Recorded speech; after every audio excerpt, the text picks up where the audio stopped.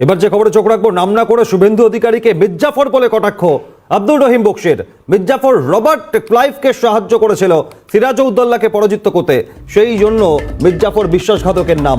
মির্জাফর সুযোগ না দিলে ইংরেজরা ভারতে পা দিতে পারত না। পশ্চিমবঙ্গে নতুন কিছু মির্জাফর জন্মগ্রহণ করেছে, টিভির পর্দায় বড় বড় কথা বলে। গুজরাটে নতুন রবার্ট ক্লাইভ ও জন্ম নিয়েছে। যদিও কোনো বিষধর সাপ গ্রামে প্রবেশ করলে গ্রামের মানুষরা তাদের লাঠি দিয়ে মেরে ফেলবে। বিষধর সাপের দাঁত বাংলার মানুষ ভেঙে দেবে। কড়া ভাষায় আক্রমণ আব্দুল রহিম বক্সি। তৃণমূল বিধায়ক কি বলেছেন দেখুন। একজন রবার্ট ক্লাইভের হাত ধরে পাশাপাশি মির্জাফর, যে মির্জাফর রবার্ট ক্লাইভকে সহযোগিতা করেছিল নবাব সিরাজউদ্দৌলাকে পরাজিত করতে, বিশ্বাসঘাতক সেই জন্য মির্জাফরের নাম।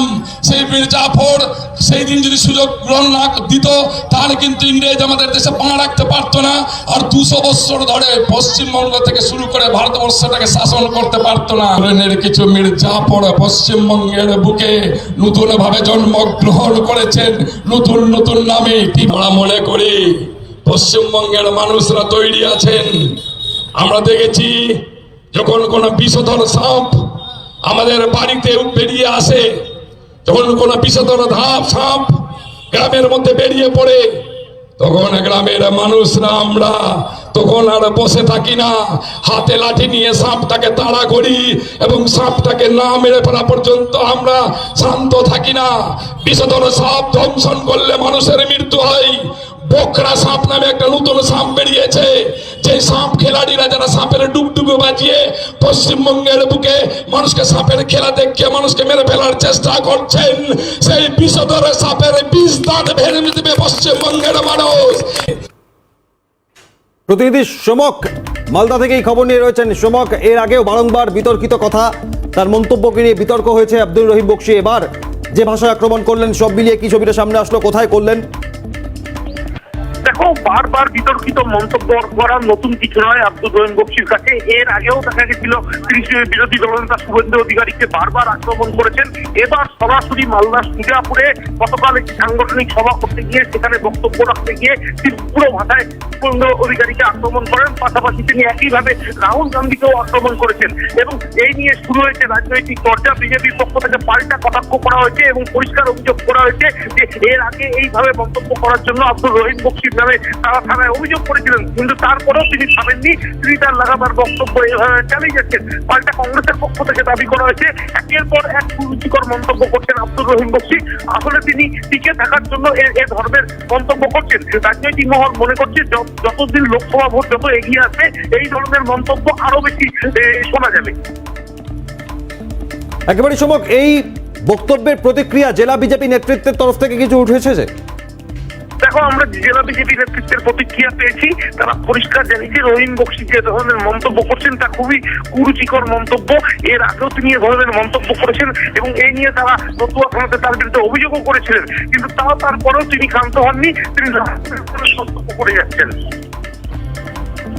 ধন্যবাদ সমক লাহিড়ী। যেমন বললেন, শুভেন্দুকে মির্জাফর বলে কটাক্ষ আব্দুল রহিম বক্সি, তৃণমূল বিধায়ক, তার বক্তব্যে বারংবার বিতর্ক তৈরি হয়েছে। আব্দুল রহিম বক্সি তৃণমূল নেতা, তার এই হুঁশিয়ারি, এই মন্তব্যের পাল্টা প্রতিক্রিয়া কি দিয়েছেন বিজেপি সাংসদ দিলীপ ঘোষ, দেখুন।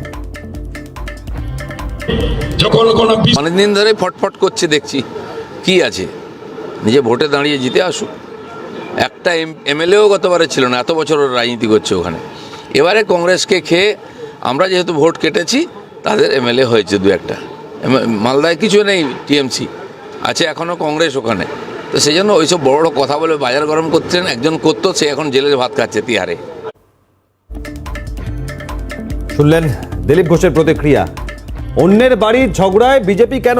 উত্তর তো কংগ্রেস দিতে পারবে, বিজেপি দিতে যাবে কেন? প্রতিক্রিয়া রাজ্য বিজেপি মুখপাত্র শ্রমিক ভট্টাচার্যের। এর উত্তর কংগ্রেস দিতে পারে, এর উত্তর বিজেপি দিতে যাবে কেন? বিজেপি এ ধরনের অন্যের বাড়ির ঝগড়ায় কেন থাকবে? আমরা তো বলেছি এখানে জোট হোক, কংগ্রেস, তৃণমূল কংগ্রেস, সিপিআইএম মিলে ঐক্যবদ্ধভাবে নেমে পড়ুন। ছোট ভাই আইএসএফকেও বাদ দেবেন না, পারলে ওকেও নিয়ে নিন। আমরা লড়াইয়ের জন্য প্রস্তুত। আমাদের নির্দিষ্ট কর্মসূচি আছে, নির্দিষ্ট লক্ষ্য আছে এবং পৃথিবীর জনপ্রিয়তম রাজনৈতিক ব্যক্তিত্ব নরেন্দ্র দামোদর দাস মোদীর নেতৃত্ব আছে। এইসব নিয়ে আমরা চিন্তিত। দালাল হলো সাহিত্যের ভাষা। শরৎচন্দ্র, বঙ্কিমচন্দ্র, রবীন্দ্রনাথ সবাই দালাল শব্দ লিখে গিয়েছেন। প্রতিক্রিয়া রাজ্যের মন্ত্রী শোভনদেব চট্টোপাধ্যায়। এটা তো কোনো খুব একটা অসংলগ্ন মন্তব্য নয়, তো হয়েই থাকে। দালাল ওকে বলে এগুলো সাহিত্যের ভাষা, এটা নিয়ে আমি কোনো মন্তব্য করতে পারবো না। কিন্তু এর থেকে কুৎসিত ভাষা বললে নিশ্চয়ই আমি আপত্তি করতাম। দালাল শব্দটা তো শরৎচন্দ্র, বঙ্কিমচন্দ্র সবাই লিখে গেছে, রবীন্দ্রনাথ সবাই লিখে গেছে।